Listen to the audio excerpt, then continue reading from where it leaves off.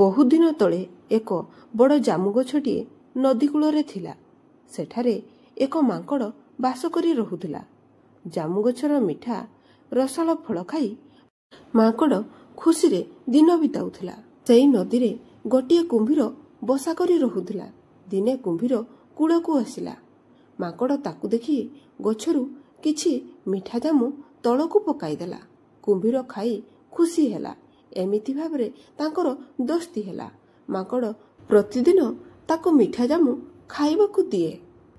କିଛି ଦିନ ପରେ କୁମ୍ଭୀର ଜାମୁକୋଳି ନେଇ ଘରକୁ ଗଲା। ସେ ତା ସ୍ତ୍ରୀକୁ ଜାମୁକୋଳି ନେଇ ଦେଲା। କୁମ୍ଭୀର ସ୍ତ୍ରୀ ତାହା ଖାଇବା ପରେ ତା ମୁଣ୍ଡକୁ ଏକ କଥା ଆସିଲା।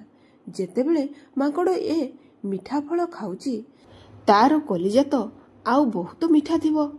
ମୁଁ ସେଇ କଲିଜା ତାହାର ଖାଇବା ପାଇଁ ଚାହୁଁଛି।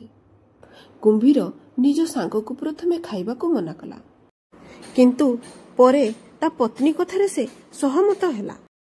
ଦିନେ ସେ ମାଙ୍କଡ଼କୁ କହିଲା, ଭାଇ, ତୁମେ ମୋ ଘରକୁ ଚାଲ। ମୋ ସ୍ତ୍ରୀ ତୁମକୁ ଭେଟିବାକୁ ଚାହୁଁଛି। ମାଙ୍କଡ଼ ଖୁସିରେ କିଛି ନ ବିଚାର କରି କୁମ୍ଭୀର ପିଠିରେ ବସି ନଦୀରେ ଚାଲିଲା। କୁମ୍ଭୀର ଯେତେବେଳେ ନଦୀ ମଝିରେ ପହଞ୍ଚିଲା, ସେତେବେଳକୁ ସେ ସତ କଥା କହିଦେଲା। ମୋ ସ୍ତ୍ରୀ ତୁମର କଲିଜା ଖାଇବାକୁ ଚାହେଁ, ସେଥିପାଇଁ ମୁଁ ତୁମକୁ ମୋ ଘରକୁ ନେଉଛି। ଚତୁର ମାଙ୍କଡ଼ ଭୟଭୀତ ହେଲା, କିନ୍ତୁ ବୁଦ୍ଧି ଖେଳାଇ କହିଲା, ଓହୋ, ତମେ ମୋତେ ଆଗରୁ କହିଥାନ୍ତ। ମୁଁ ମୋ କଲିଜାକୁ ଗଛରେ ରଖିଦେଇ ଆସିଛି। ଏବେ ତା ବିନା ତୁମର କ'ଣ ଲାଭ? ଚାଲ ଆମେ ଫେରିଯିବା।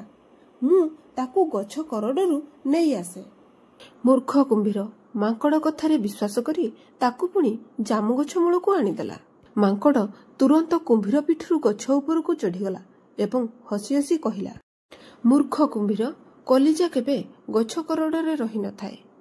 ତୁମେ ମୋ ବନ୍ଧୁ ହୋଇ ଧୋକା ଦେଇ ମୋତେ ଖାଇବାକୁ ଚେଷ୍ଟା କଲ, କିନ୍ତୁ ବୁଦ୍ଧି ବଳରେ ମୁଁ